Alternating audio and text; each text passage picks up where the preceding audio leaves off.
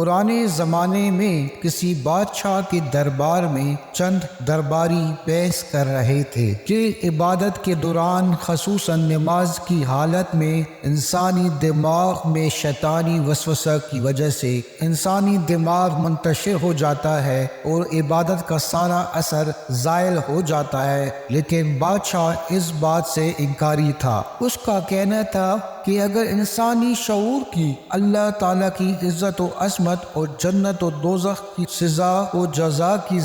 اسی بھی اہمیت ہو تو وہ کبھی بھی ایسے خیالات کو پیدا ہونے نہیں دے سکتا۔ آخر بادشاہ نے ان کو سبق سکھانے اور بات سمجھانے کے لیے ایک ترکیب سوچی اور ان سب کو پانی کے بڑے بڑے پیالے تھما دیے اور پھر محل سے محلے کی بازار کے چکر لگانے کا حکم دے دیا، اور ساتھ ہی ساتھ یہ بھی تائید کی کہ خبردار کسی کے پیالے میں ایک بھی پانی کا قطرہ چھلک کر زمین پر گرا تو اس کا سر دھڑ ہی قلم کر دیا جائے گا، اور تم سے جو بھی اس کام کو کامیابی سے سر انجام دے گا اس کو پیش بہا قیمتی تحائف دیے جائیں گے۔ بادشاہ کا حکم پاتے ہی وہ بحث کرنے والے درباری اپنا اپنا پیالہ ہاتھ میں تھام کر بازار کا چکر لگانے کے لیے محل سے نکل پڑے، اور ان کے ساتھ ساتھ بادشاہ کے حکم سے ایک جلاد بھی ہو دیا کہ اگر کسی کے پیالے سے ایک قطرہ پانی بھی گر پڑے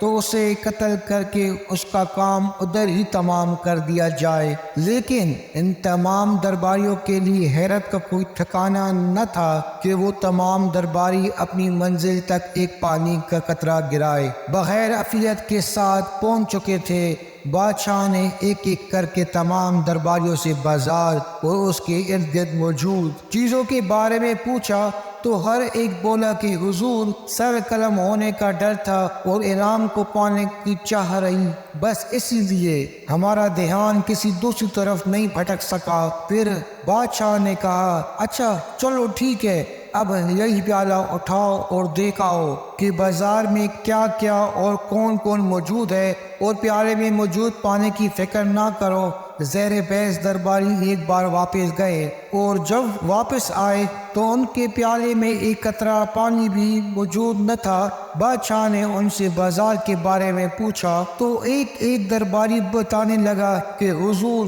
مارکیٹ میں فلاں نئی چیز آئی ہے، اور میں نے اپنے فلاں دوست کو دیکھا، فلاں چیز کی قیمت اس قدر بڑھ گئی ہے۔ بادشاہ بولا اچھا ٹھیک ہے، مگر اپنے پیالے میں نظریں جما۔ جب سب کی نگاہیں ہاتھ میں موجود پیالوں پر گئی تو اس میں ایک قطرہ بھی پانی کا موجود نہ تھا۔ بادشاہ بولا کہ جس طرف دھیان رکھو گے خیال اسی طرف کا ہی آئے گا۔ اگر تم پوری دل جمی سے عبادت کرو، اپنی سوچ کا مرکز سے خدا تعالیٰ کو رکھو، تو کسی دوسری شے کا خیال ہی تمہارے دل میں نہ آئے۔ معزز سامعین کا اگر ہمارے دل میں بھی اللہ کا خوف ہو، جہنم کا ڈر ہو اور جنت کی بہت سیریس چاہ ہو تو کچھ ناممکن نہیں کہ ہم بھی اپنی عبادت کو ارد گرد کی سوچوں اور شیطانی وسوسے سے پاک رکھے۔ اللہ تعالیٰ آپ کی اور ہم سب کی عبادتوں کو